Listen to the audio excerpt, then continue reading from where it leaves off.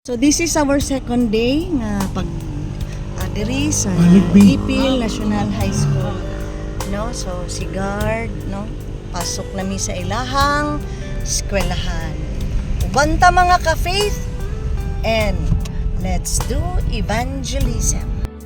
So mga ka-faith, no, going mi diri, hapit sa mi diri kang sir sa ilang guidance counselor ka courtesy kay mga asta kay para mananghit ta, no, so muli ang ilahang diri sa guidance council. Thank you so much, thank you, hallelujah. So adto nami mga ka-faith, no, sugod nami sa amo ang kuan karon pakigbatok sa mga wala pa kaila sa atong buhi nga Dios karon. Our first classroom for the day is grade 12 Galilee. As usual, isugdan sa prayer ang atong sharing para sa choices, and gidumala na ni Pastor Eric Carrillo. And yan ang isugdan ng sharing para sa ato ang choices para diri sa grade 12 Galilee. And apil pod ni Pastor Guerva ang iyahang sharing may tungod sa salvation. In Jesus' name.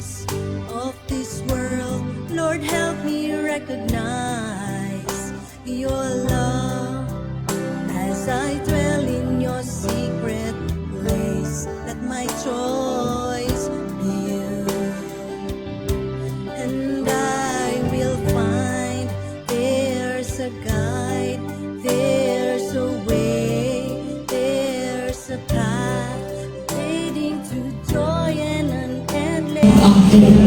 Choices niya po.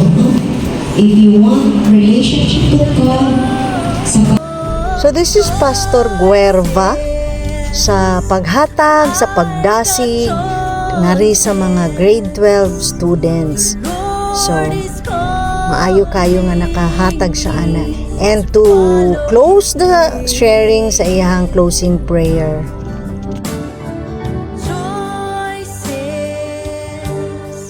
I've got choices, and I choose salvation. Lord, I choose you. So mga ka-faith, nahuman ragid mi, actually duhara man sa gid ka na section karon, no. So manguli nami. Praise God sa madaog na adlaw.